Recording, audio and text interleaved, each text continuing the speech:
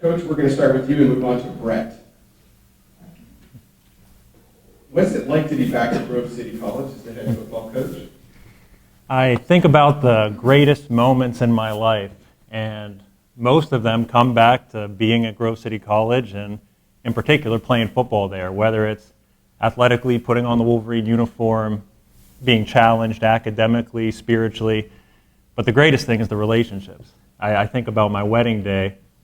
I married a fellow Grove City grad at Harbison Chapel, which sits right in the heart of campus. And think about the 5 guys who stood next to me on my wedding day were 5 fellow Grove City College football players. And my wife and I were actually walking around the stadium last night, and right next to the stadium's the apartment that she lived in her senior year, and the window that she would look out watching football games. We walk into the field house, and there's a picture of my brother who played football at Grove City College, wide receiver. We look at the mural of our first night game against Waynesburg, and there's mom and dad waving the white towel. And my wife and I, as we talked last night, it's simply to come back to Grove City College is to come back home.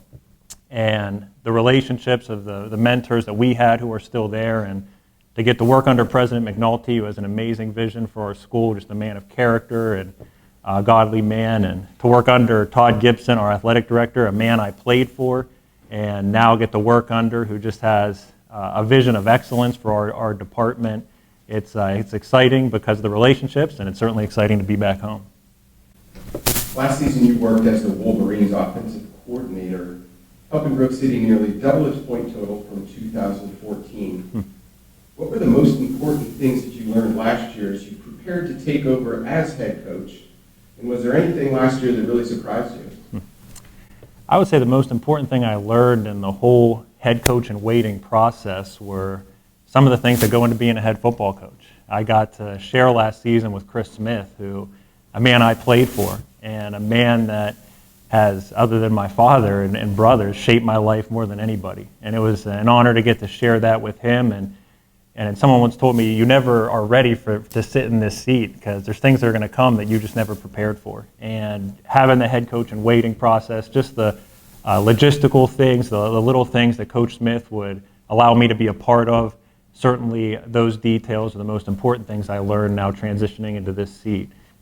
What surprised me the most is actually how much this conference has changed. I mean, I sat in that seat as a player like you guys, and I took pride in this league. I love this league, and I believe it's better than ever. There's no question. I mean, obviously you add Carnegie Mellon and Case Western into this conference, and 2 top teams from last year, and it'll be slated up towards the top again. The consistency of the programs, and I think of Mike and Gino and Rich and Rick, the guys that I played against, and their programs are as strong as ever. And you look at the new faces, the guys that I didn't play against who are now sitting here as head coaches, and how they've turned around their programs, and they're doing amazing things. So this conference is as good as it's ever been. And we understand that, and that didn't surprise me, but actually sitting in it definitely opened my eyes to how much this league has changed for the better. And the thing I learned the most definitely was things from Coach Smith. In 2015, Brett Pinson had a breakout season for Grove City, averaging nearly 22 yards per catch and earning all PAC honorable mention. What are you expecting from Brett this season? Well, it's Brett's birthday today, so very excited that he's here with us. And we talked a lot this offseason. We looked at some successful people, who are the ones that we want to model after. And actually, we studied the Navy SEALs. And what amazed me about in studying them is the attention to detail that they give the little things. I mean, you don't even get out of your bed in the morning until that bed is made perfectly. And the message there that they say is, if you can't be trusted with the little things, how will we ever trust you with the big? And that was our message to our guys. I mean, we know the challenges in front of us, and it starts with the little things.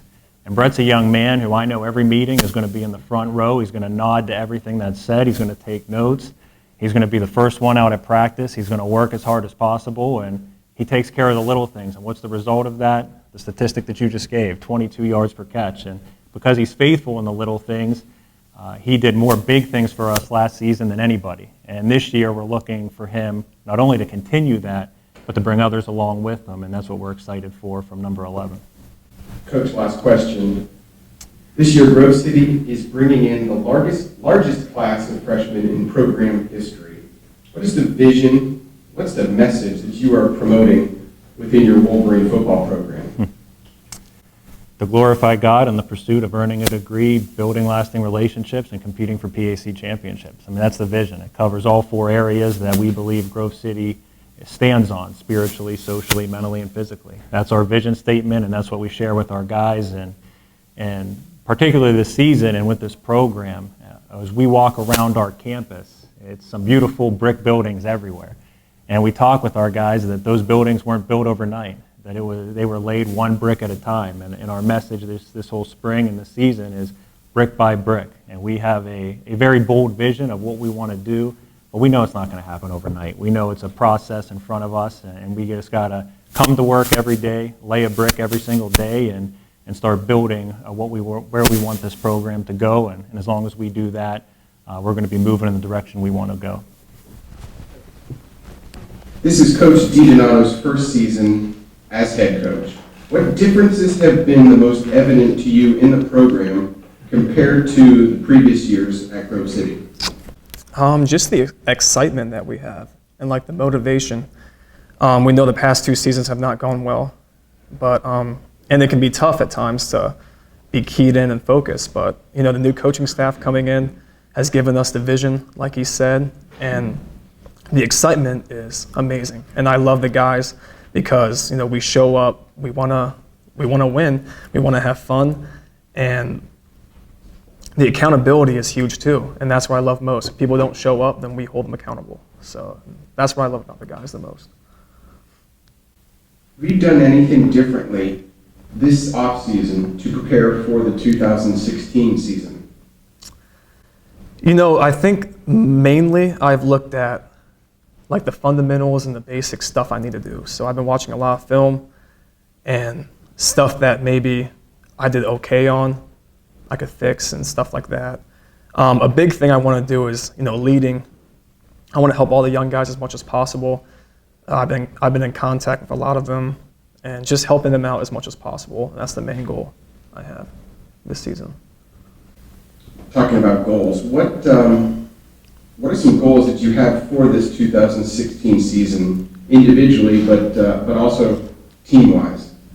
Well, like I said, leading is the biggest goal I have. We have the biggest class coming in, a lot of young guys coming in, and I know a lot of them will look up to me, and I want to show them on the field and off the field what it takes to be a good man and a good football player. So that's my biggest goal. Team goal is the same as all of us. I mean, win a PAC championship. The past is the past. We got to move on and look to, you know, set big goals. So. Right. Coach DiDonato, thank you guys. Grove City will get its season underway September 3rd at home against Juniata College.